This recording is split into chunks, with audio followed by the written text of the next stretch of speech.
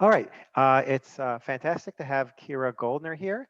Kira did her PhD at the University of Washington with Anna Karlin and is currently an NSF Mathematical Sciences Postdoctoral Research Fellow working at Columbia with Tim Roughgarden.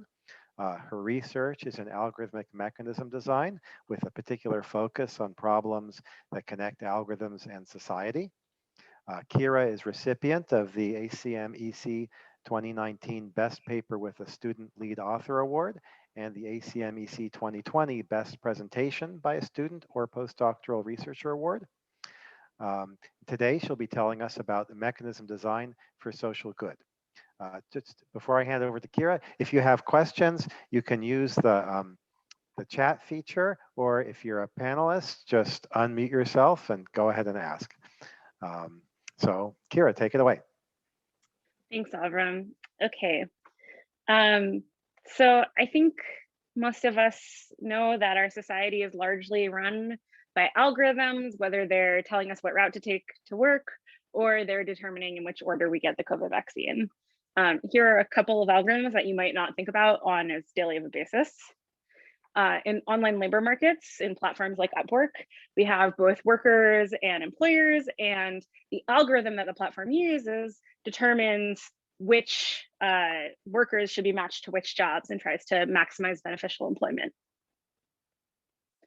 In health insurance markets, you have a regulator, like, for example, TTIC or UChicago, that negotiates with different health insurance providers in order to try and contract with them and provide health insurance and maximize the benefits of their employees. And for carbon emissions, the government tries to determine how many licenses to distribute and then how to distribute them to the manufacturers with this limited number of licenses in order to reduce carbon emissions. And so in all of these systems, what they all have in common, and what most systems in our society has in common, is that they interact with strategic individuals who have a stake in the outcome of these algorithms. And so if these individuals can misreport their information in order to game the system and improve their outcomes, then they will. So if an insurance provider like Aetna could misrepresent the cost that it is to cover patients, or what their coverage for patients is, such that they attract more customers or secure a better contract, then they will do so because it will improve their outcomes. And so when we design all of these algorithms, when we optimize for all of these problems, what we need to do is we need to do so taking this into account, taking the strategic behavior into account and making it robust to the strategic behavior. And we do this using mechanism design. So what is mechanism design? Mechanism design is a subset of algorithm design. And so like all algorithms, we have some input instance of data, and we're trying to output some outcome, and we have some objective that we want to maximize, whether it's revenue or efficiency or whatever. And in particular, let's focus on the subset of allocation algorithms where we're trying to determine who gets what. And so we're talking about mechanism design when our data is reported by strategic agents. So if we go back to this health insurance example, we have a bunch of health insurance providers who are reporting to us the cost to cover patients. And perhaps we are the government, and so our objective is to choose some provider who has the smallest cost to cover patients. So we're trying to be efficient in society and have the smallest cost. And so what we're going to do is we're going to try and output who gets what, who has the smallest cost. Now the algorithmic part here is very simple. Kaiser has the smallest cost, of course, but they're strategic. They're determining what to report. And so we're not just outputting who gets what because they could lie. We also want to output who pays or gets paid what. And so what we'll do here is we'll output Kaiser, but we'll also pay them $15 for this contract. I'm not yet explaining why, but it will be to deal with these incentives. And so what we're doing here is we're using game theory to reason about the incentives within this algorithm in order to try and guarantee optimality or approximate optimality. Now, mechanism design has already had a very large impact on our society. The reason that we're able to use our email accounts and our social media accounts for free financially, not with respect to data or time, is because they are entirely funded by mechanisms. So Google makes over 70% of its revenue from ad auctions. And for another example, we have the Spectrum auction, which all of our cell phones and TV channels depend upon, which is also allocated via mechanism. Now, these two examples are very, very different. Google ad auctions are run every millisecond, constantly in real time. And the spectrum is allocated every 3 years or so. And how this one works is we're constantly buying back spectrum from those who already own it until we have a large enough bandwidth to allocate to someone who wants it. And if we don't have enough, then we need to buy back more until we get even larger. Okay, and so both of these mechanisms, these auctions, need to be run in real time to real people. And so when we're designing mechanisms like this, they need to be computationally efficient. So not just tractable to solve this problem, but also to run in real time, and for the participants to be able to determine how to strategize within. They need to be somewhat simple to understand. And of course, they need to be able to take into account the incentives of the participants. Now, those are just a couple of applications within society. There is still a large realm of applications in which we should be designing mechanisms. And so any setting where allocations are a bit of a mess and there are perverse incentives is a good place for where mechanism design could be helpful. So one place in American society is perhaps health insurance. We have a bunch of patients who all have their own incentives about, they want to see good doctors, they want to have their costs covered. Then we have doctors with separate incentives. They want to be paid well for their care, and they want to have their patients' costs reimbursed. Separately, we have another player here, which is the health insurance providers. They want to have good doctors that they network with. They want to have customers or patients choose them, and then they want to receive subsidies from the government. So we have all different players here with all different incentives. And so here's a place where mechanism design could be really useful. So my work sort of splits into two different categories, initially in classical mechanism design and more recently in social good. So within classical mechanism design, I've designed mechanisms in all sorts of different settings, trying to be robust to different assumptions. And my work has come up with tangible guidelines, for example, for selling Microsoft Office in practice. More recently, I've been working in particular domains, trying to use mechanism design theory in order to improve how we allocate within society. And as part of this, I have co-founded an initiative called Mechanism Design for Social Good to better understand what work is to be done, which I will talk about later on. And I've also formed a bunch of relationships with domain experts in order to understand what are the parameters of the real problems, and also what problems would be technically interesting to me. So sort of a two-way relationship. And what I think is most exciting is that I've also been able to bring in the theory from all this classical mechanism design and apply it to these socially good problems. So what I'm going to talk about today is, first I'll talk about some work in carbon emissions allowances and health insurance markets, and then online labor markets. And then I'll do just a quick overview of some of my work in classical mechanism design and conclude with some future work. And so for the meat of the talk, I want to focus on the technical challenges here are the same broad theoretical challenges that we see in classical mechanism design, but we also have some domain specific challenges as well as modeling challenges to really represent the world. And these first two parts that I'll talk about will be extremely high level, just sort of here's the problem, here's the results. And then for the third part on online labor markets, I'll dive a little bit more into technical detail. Okay. So I'll start by going into carbon emission allowances. Okay. So the problem here is that we have a bunch of manufacturers who, as they produce goods, they emit carbon into the atmosphere, which is bad for the world. It traps in heat, it speeds up climate change, okay? But there's a reason we don't just outlaw carbon emissions altogether, and that's because they're producing goods like steel and cement, which we like, which are good for the economy and good for us. And so what the government really wants to do here, instead of banning carbon emissions, is trade off the value from the goods that they produce and the societal cost of the pollution, the carbon pollution that they're causing. And so this is exactly what a bunch of different government organizations do. They're called emissions trading schemes, the largest one being the European Union's emissions trading scheme.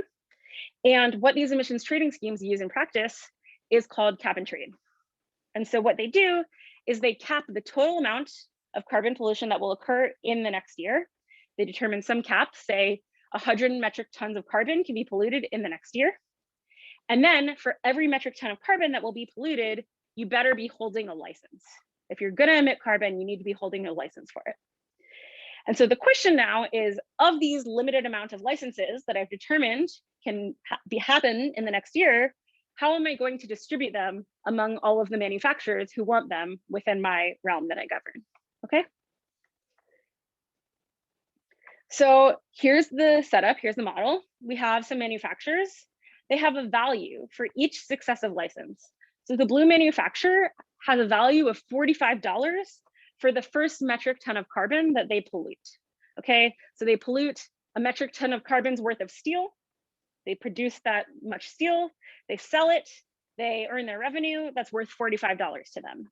Okay, then they produce another amount of steel, and in the process of doing so, they pollute another metric ton of carbon, they sell it, now it's worth $35 to them for that second unit because they have decreasing marginal returns and so forth. So these values are going to decrease, okay? Does that make sense? Okay, so these are the values for the manufacturers. They will be decreasing for each successive metric ton of carbon or license. Over here, we have the cost to society for each successive metric ton of carbon, which I've written as $30 per unit. Okay, we pollute one unit and it's $30. We pollute a second unit. This is a toy example. This is unrealistic.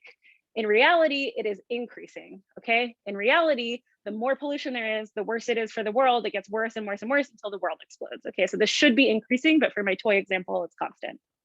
Okay, and so this might be weird to you that this is in dollar amounts, but this is a real thing that economists compute. Okay, now our objective is to trade off these two things, the economic value and the societal cost of carbon. And so what most emissions trading schemes worldwide do is— Kira? Yes. Sorry, there's a question just kind of to understand the model. So the question is, should I assume that if you emit without a license, then the evasion is detected and you're punished with sort of negative infinite utility, so that people are exactly kind of not doing it? Precisely, yeah. So you're penalized so much that it's not worth it. Exactly.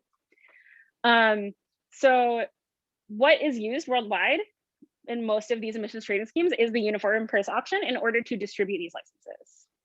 And so the reason this is used is because if these manufacturers were to truthfully report their values, then for whatever cap I choose, this would maximize our objective, okay? However, the uniform price auction is not truthful. So they should not tell me their true values. They're not incentivized to. And due to our objective, this can result in more harm than good. So our objective has a mixed sign, something minus something else. And as a result, this can result in more harm than good. This can be negative. And so if we're having more pollution than we are economic gain, why are we using this in the first place? The whole point of running the scheme is to try and keep carbon emissions in check. So what's the point if that's what we're resulting in? Okay, so let me try and prove these claims to you. What is the uniform price auction? It goes as follows. The government is going to set some cap. In my toy example, they're going to set a cap of 3 licenses for the next year. The firms, the manufacturers, are going to submit their decreasing bids. Let's say they just tell us their true values. And then the cap, the 3 highest bids are going to win. The price for each license is going to be the lowest winning bid, which is $32 here. Okay.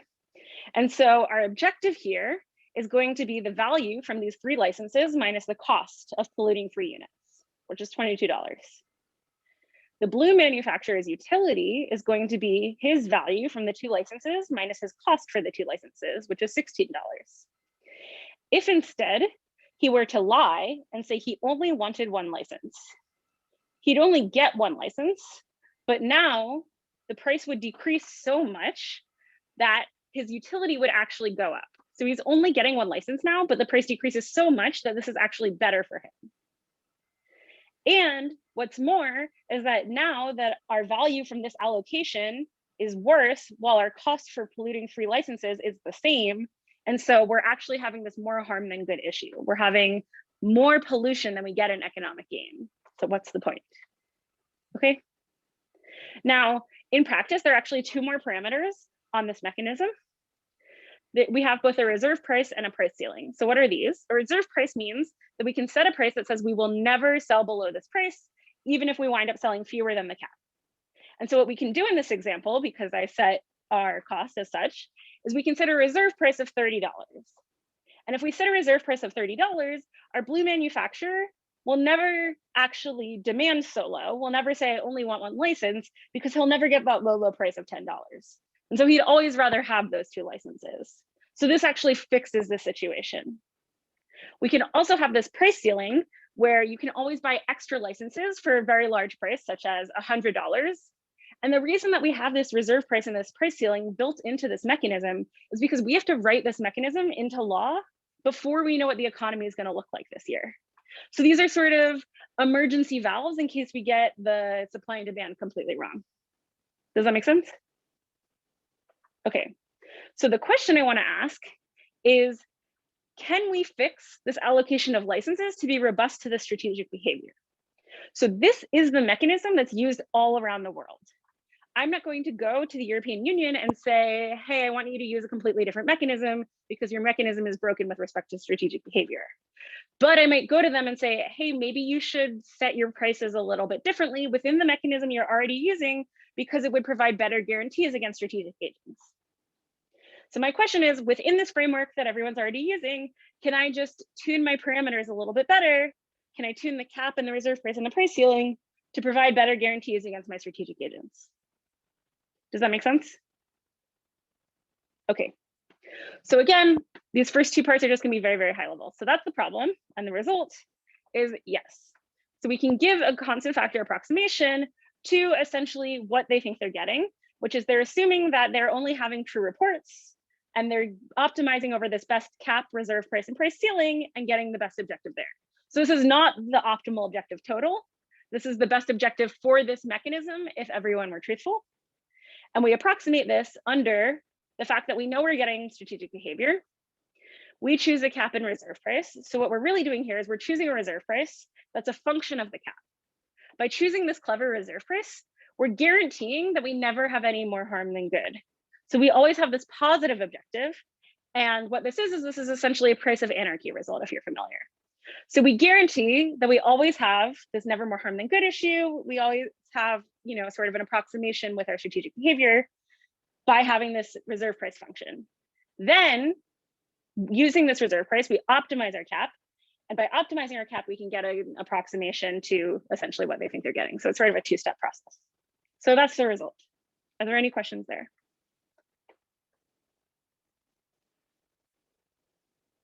That's all I'm going to say about this part.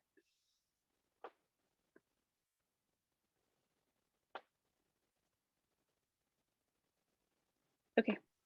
So here, I'll ask. So, okay, so you're getting an approximation to a quantity that, and so I guess because there's a difference of two things, you have to be kind of careful here, right? So I guess the optimum is always positive because you could always choose just to do nothing, to just, right? In other words, the optimum value's got to be positive because you could always choose not to make them infinitely expensive, I guess. But make what infinitely expensive? The cost of buying right. So I guess the optimum value that you're competing with is under, so the optimum you could get under true reports, you're saying? Yes. Okay. Correct. And so that's going to be positive no matter what the values are, or at least not negative. But right. So this is the non-strategic value. Yeah. Correct. I'm just clarifying that this is not the optimum for this objective. It's only the optimum for this mechanism. Yeah. I see. Yeah. Good. And also I want to clarify that VCG does actually do what's optimal here, but of course it's not being implemented. I guess I'm not entirely sure why. I guess they don't want to have different prices for licenses for different people.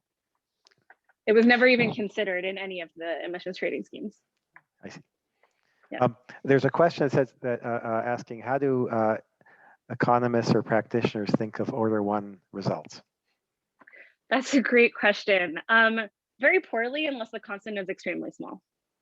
Yeah, so I would say that for constants less than 4, they think okay of them, but otherwise not so well. There are some economists that are starting to come around from them. So for example, this year's Nobel Prize in Economics winners are actually appreciative of constant factor approximations. They talked about this recently at the SIGECOM winter meeting, how they appreciate constant factor approximations. So Paul Milgram.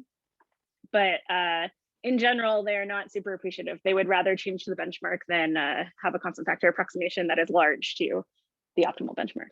Yeah, that's a great question. The constant here is 26, so not within that less than 4 range, unfortunately. Okay, any other questions? I'm gonna move on. Okay. So now, again, just very high level, some of my work in mechanism design for health insurance. So one of the most frequent health insurance markets that we see in the US is the Affordable Care Act exchanges. These exchanges have entry unregulated into them. So any insurance provider can enter the market. There's no barrier there, or no explicit barrier there. But yet what we see is very high prices. So this is actually pretty counterintuitive. We've always been taught that if there's unregulated entry, anyone can enter, there should be competition, we should see low prices. And yet what we see is high prices. And so what we're actually seeing, what this graphic shows, is that in each state, this is the market share of the top 3 insurers per state, which is almost all of it. So almost all of the market is just controlled by 3 insurance providers, not many, despite the fact that entry is unregulated. Now, the other type of market that we see is one where an employer regulates a market, such as TTIC. And what they do is they contract for entry with a bunch of different insurance providers. They negotiate with them. And as a result, they have just a couple of insurance providers to offer to their employees, and they have lower prices for these, but fewer choices. And so lower prices is better for the utility of the patients, yet fewer choices is worse, okay? So you'd rather have low prices, and yet if you have fewer choices, you might miss out on your favorite choice. And so I am not an expert on health insurance. I'm also not an expert on carbon emissions. The way that I learned about all these problems is through this initiative that I co-founded, MD for SG, Mechanism Design for Social Good, through which I met many domain experts. And for this problem, I met Mark Shepard, who is a health insurance expert at the Harvard Kennedy School of Public Policy. And so it took a very long time, but we went back and forth and discussed what issues he saw and what questions he wanted to ask about health insurance markets that he thought that the tools for mechanism design might be capable of solving. And so over a long time, this is the model that we came up with. So the question here is, how should we design the market? We have a patient who has preferences over different health insurance providers. So she has some value for Aetna and Cigna and Kaiser. And so as a running example, maybe you want to think of Aetna as being good at covering cancer patients, and Cigna as being good at covering diabetes patients, and Kaiser as being good at covering athletes, okay? And so her top preference is Aetna, but they also set prices for their plans.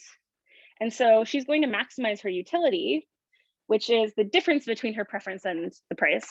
And so even though she prefers Aetna, because they set such a high price, she winds up choosing Kaiser, okay? So she picks Kaiser, but she's just one patient from a population of patients. And so what we're going to do is we're going to model the population as a distribution. And so a random patient coming from the distribution will look like a draw from the population, will look like a draw from a distribution F, okay? So it'll look like a draw from the distribution.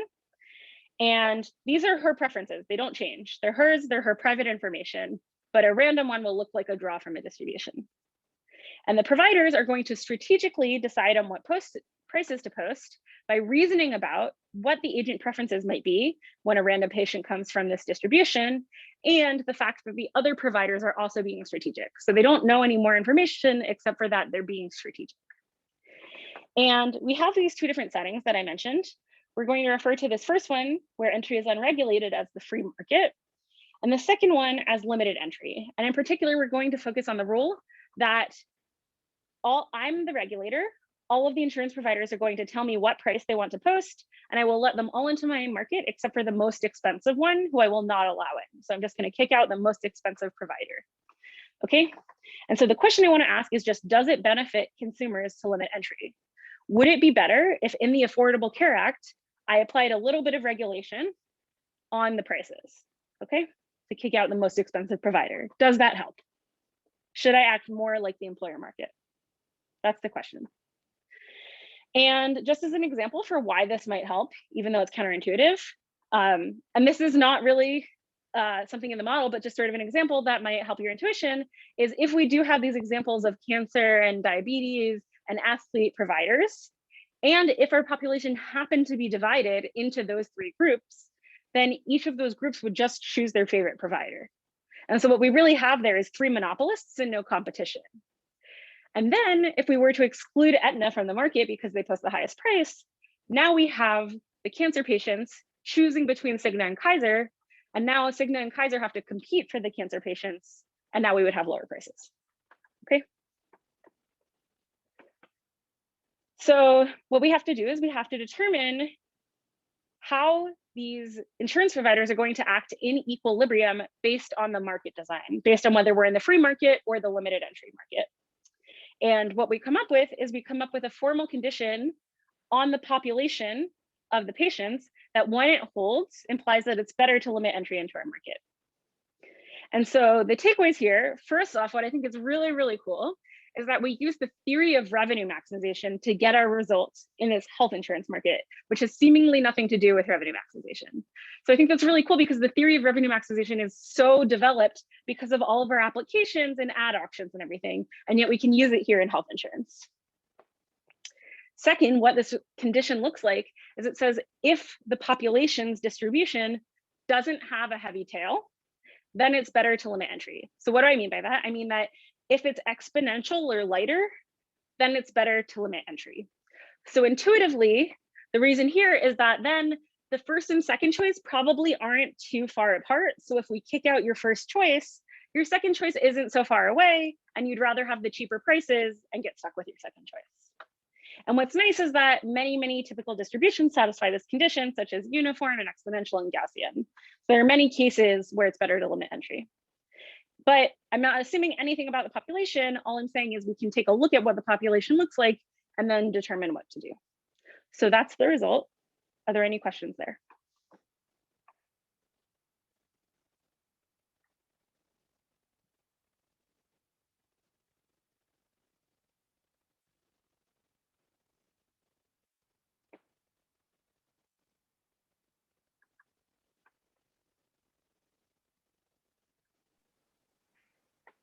We'll also have time for questions at the end. So. Yeah, just want to make sure. Okay.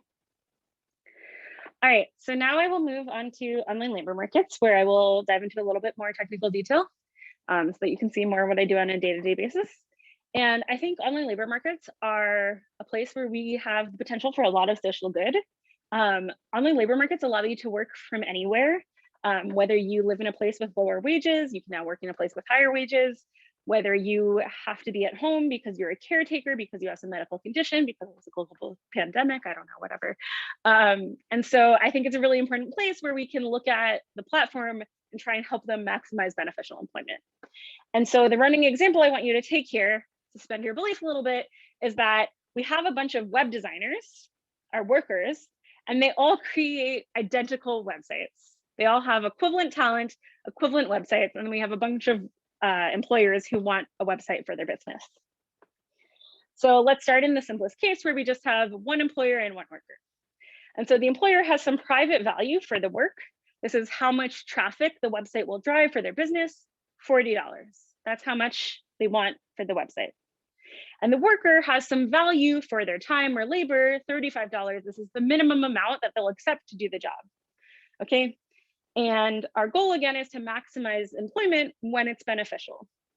And so what we are is we're the platform, we're the middleman here. The employer and the worker never talk to each other. They only talk to us. And we don't know their private values. It's our job to try and elicit them in order to facilitate employment. So what we'll do is we'll ask them their values. Perhaps they'll tell us their true values. And then we'll go to the worker and we'll try to hire them. And then we'll try and sell that contract over to the employer. Okay. And so if we were to facilitate a hire here, when we have these values, then the gain in the system, the worker is now losing $35 worth of their time, and the employer is now gaining $40 worth of this website. So the gain in the system due to this employment is going to be plus $5 because the worker loses 35, but the employer gains 40. Does that make sense? Okay. And so another way you can see this is that there is a price that would work here. So the platform could hire the worker at $37.50 and then sell that contract at $37.50, and they would all be happy. The price has nothing to do with my objective. There just is a price that works. Now, on the other hand, if the employer's value was $60 and the worker's value was $75, and I facilitated a hire, then the gain in the system due to employment would be minus $15. So this is not a beneficial hire, okay? And as you can see, there's no price that would work here. And so the rule here, the optimal rule, is quite simple. I should hire exactly when the employer's value is at least the worker's cost for the labor. Now, that's super simple. So why is this problem hard? Well, I assumed that I knew their values, right? But I actually have to elicit them. So why is this tricky? Let's try a simple mechanism. I'll show you why it doesn't work. Let's just ask the employer how much she's willing to pay. Say she tells us her true value of $40. I'm going to offer that payment to the worker. I say, I'd like to hire you at $40. The worker says, well, my value is $35, so sure, I'll take $40. Now that I have that contract, because he's accepted, I'm going to try and sell that contract to the employer at $40. So she would gain this labor, the website, at $40, but she loses the payment of $40, and so her utility is zero. Now, if she also got no website and didn't pay anything, her utility would be zero. So there's no difference here. On the other hand, if she had lied and told me that her value is $30, then theoretically, she would have only lost a payment of $30 and her utility would have been $10. So this is not a truthful mechanism. Now, that itself is not a problem. It just happens not to be truthful. But what happens when she says 30 is that I go to the worker and I try to hire the worker at 30, and the worker says, no, I won't take $30. Yet the employer's value is higher than the worker's value. So I would like to facilitate a contract here, and I can't because the employer lied. And so I don't wind up maximizing beneficial employment. So it's not truthful, but that's not the only problem. As a result of it not being truthful, I wasn't able to maximize beneficial employment, which was my goal. So that's the real issue here. And really the problem was that I wound up trying to use the employer's value as a price here. So this is why this mechanism didn't work. So I told you what was optimal for just one employer, one worker. What's optimal when I have several employers and several workers? And so again, all of the jobs, all of the work, it's completely identical. Basic websites, there's no difference between them. But my employers and my workers have different values. The websites drive different traffic for the different businesses. My workers have different values for their time, even though they're creating identical websites, okay? And so my objective is to maximize what's called gains from trade in the literature, where you can think of them as trading away the website or their labor, and what I'll call gains from employment. And so again, we said that we want to hire exactly when an employer's value is greater than the worker's cost when we have just one pair. So what's optimal for this matching market, if I knew everyone's values, is I want to just sort the values. I want to sort the employer's values in decreasing order, and then sort the worker's values in increasing order. And then I'll just pair them up and check, are the employer's values greater than the worker's values in these pair? And by the way I sorted them, there's some point that they'll switch, because if we look at the difference, the gains in each of these matches, in each of these trades, I've sorted them in decreasing gains from employment. And so if I just hire all of the ones where I have the employer's value greater than the worker's value, it's the same as just taking all of the matches where the gains from employment are positive. Now, my objective is to maximize the gains from employment. So it's actually just to maximize this sum. It's not to maximize the number of matches. That's a completely valid objective, but it's a different objective. So yes, I could have matched this $100 valued employer to this $95 valued worker, but that's not my objective here. Okay, my objective is to maximize this sum. Is that clear?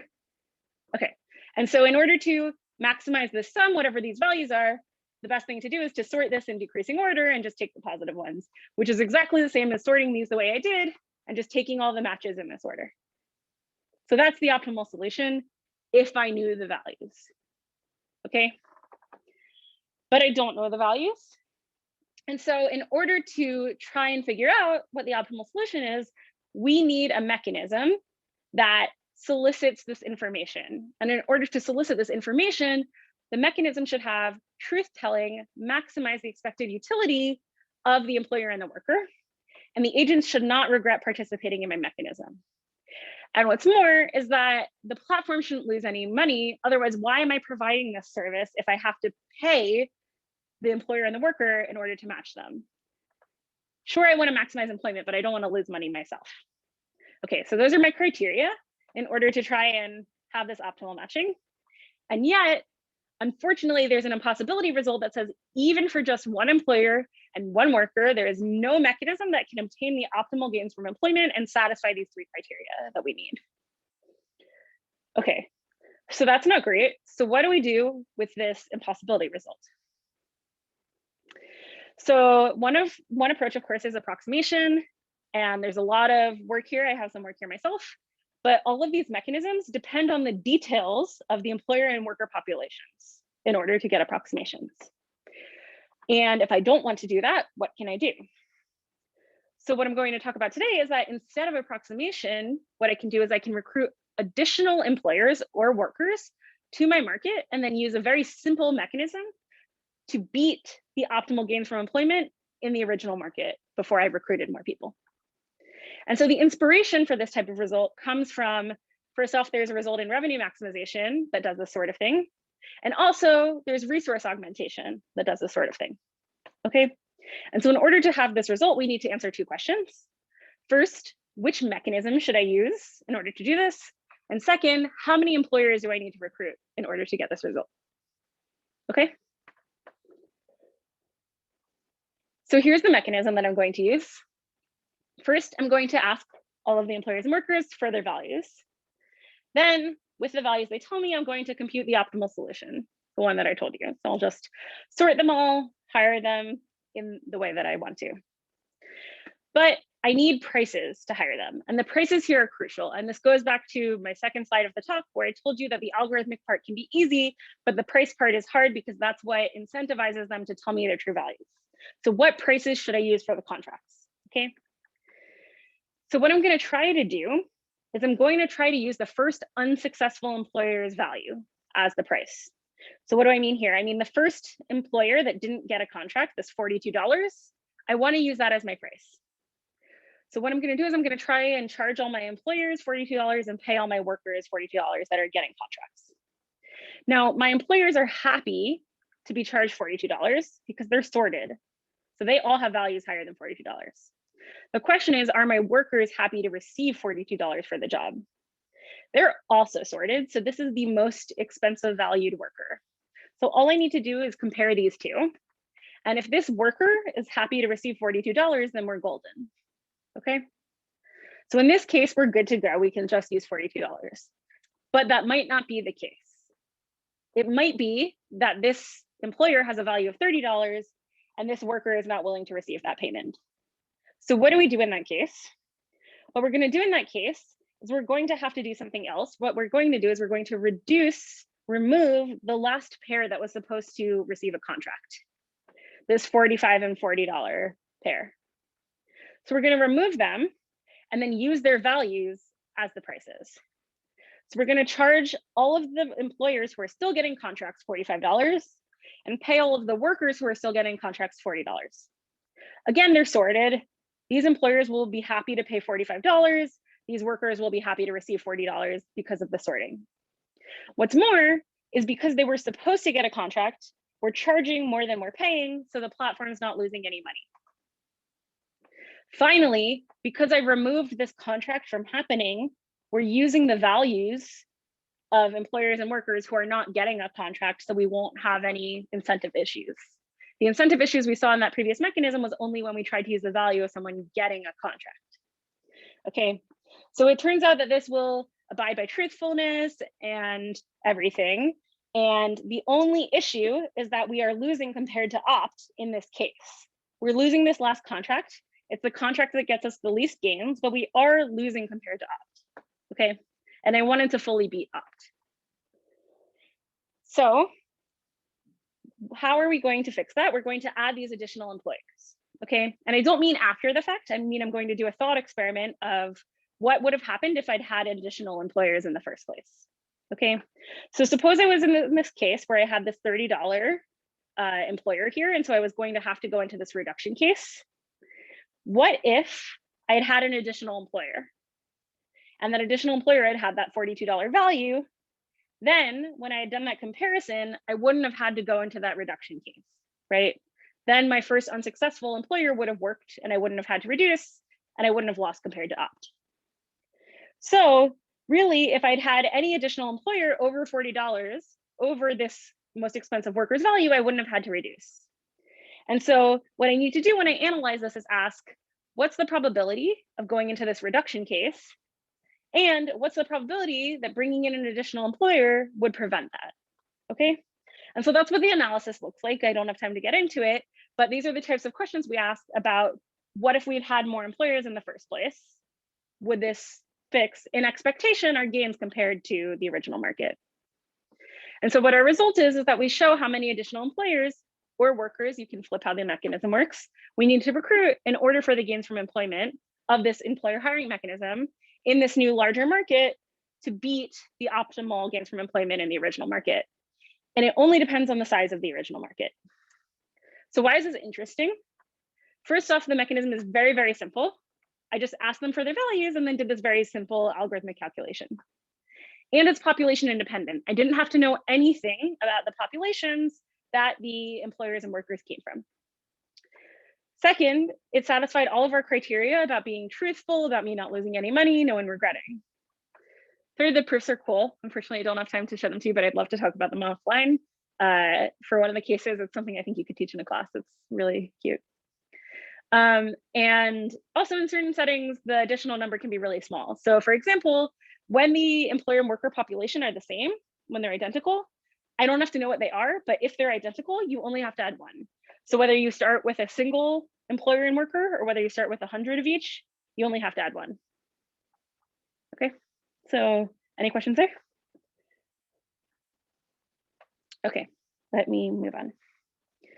So just a quick overview from my work in classical mechanism design. One of the most fundamental questions in classical mechanism design is if you have a seller with some fruit to sell, how should she sell the fruit to maximize her revenue? Okay, she knows about the population of her customers. If she has just a single apple, the answer is extremely simple. It's really easy to compute. It's won a Nobel Prize in economics, and there's only one real option. So she looks at her population, she computes the price. It's something like pay $5, get the apple, or just don't buy the apple, okay? But as soon as you go to an apple and an orange, it gets crazy complex. So here's what one of the options might look like. Buy a lottery ticket for $5.89, flip a coin, and get the apple with a 60% chance. Flip a second independent coin, get the orange with a 29% chance. Or you could buy a different lottery ticket for $5.90, flip a coin and get the apple with 61% chance, and flip a coin and get the orange with 29% chance. And I have uncountably infinite many lottery tickets that I can offer you for you to choose from. That's my optimal mechanism. And so obviously, because there are uncountably infinite many options, it's intractable to compute. And we still know very, very little about how to solve this problem, what it looks like, et cetera, because it is so chaotic. And so a longstanding open problem has been, what optimal mechanisms can we characterize beyond just selling a single apple? And so what some of my work has done is we identified in 2016 what we called the FedEx problem, which is far more general than what Meyerson could characterize, but much more structured than this apple and orange setting, where we were able to give an explicit characterization. And after this, it sort of ushered in a whole bunch of work characterizing different optimal mechanisms for different settings that wound up falling in between the two, and also coming up with different complexity metrics for what optimal mechanisms look like. And some of this follow-up work was also my own. But optimal mechanisms are complex and can be crazy randomized. And so some of my work has also looked at simplicity and robustness. And so simple mechanisms, what I mean by that, much simpler, can mean just posting a price, like selling Excel for $5, selling PowerPoint for just a price, or taking all of Microsoft Office together and selling it at $50.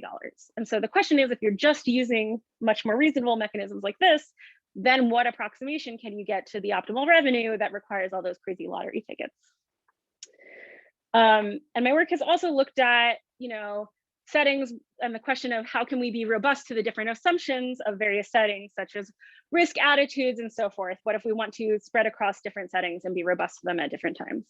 And so my favorite setting here is, a lot of the time we assume that my value for a house has absolutely nothing to do with Avram's value for a house has absolutely nothing to do with David's value for a house.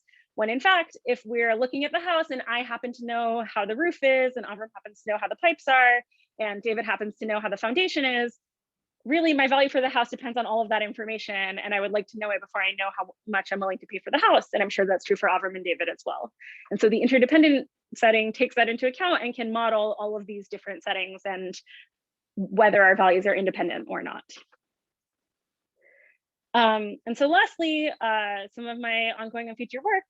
Well, I told you about that a lot of my work came out of this initiative, Mechanism Design for Social Good.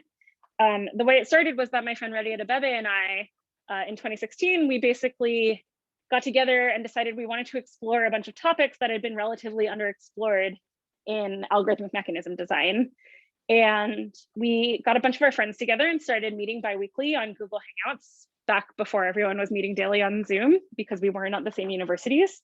And first we started reading relevant work in economics and operations research and sociology and policy to learn about what had been done in adjacent fields before we sort of, we didn't want to bulldoze into them. And first we started presenting this work to each other, and then we learned that you could contact people and they would be happy to give talks to you online from their desk. And so this is how we started meeting domain experts like Mark Shepard and John Horton and so forth, who came and talked to us about their areas of expertise. And we were able to sort of grill them and ask them, what are the relevant problems? How could our tools be of help? What would be technically interesting to us? And so this relationship with domain experts has really served me in my own research.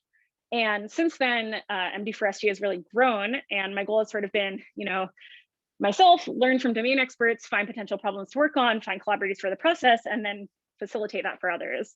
And so since then, the initiative has had all sorts of workshops and tutorials, spending multiple days, more than just theoretical mechanism design. It's grown into empirical studies, policy, AI, machine learning, so forth.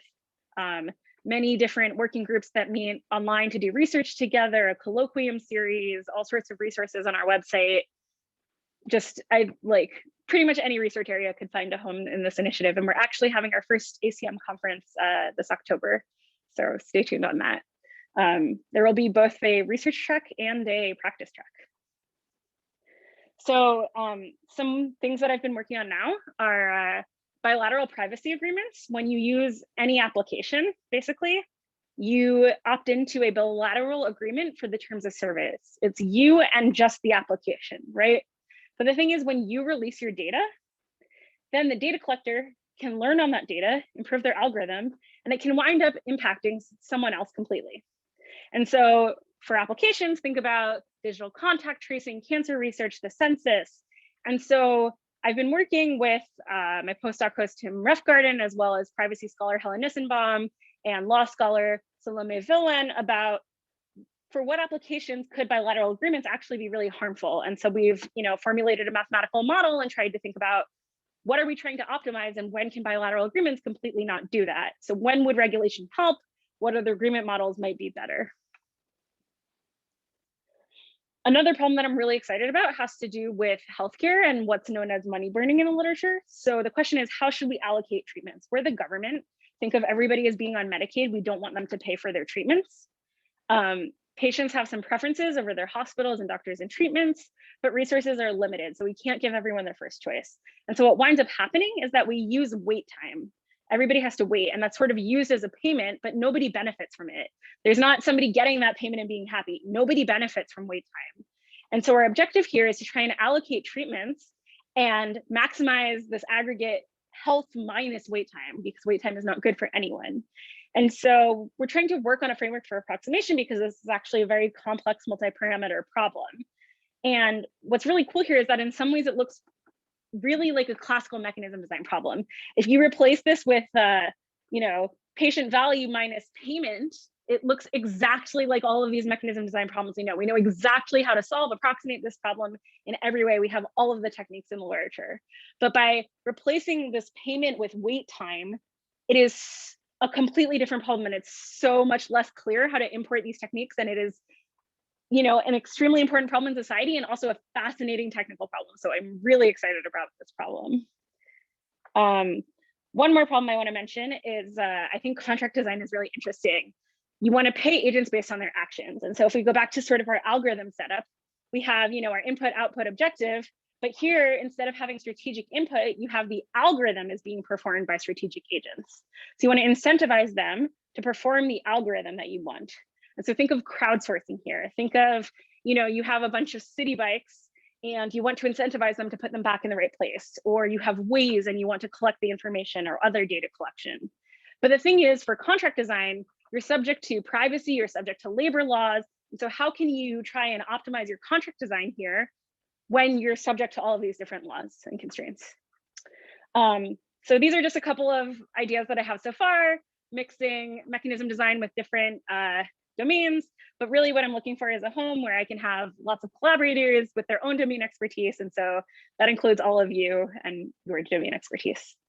And lastly, I've mentioned, a bunch of different projects, and I just want to thank all of my collaborators who are fantastic. So thank you.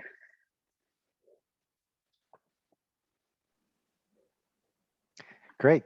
Thanks, Kira. So I'm going to open it up for questions. Here, maybe I'll stop the recording so people can feel free to ask as I like.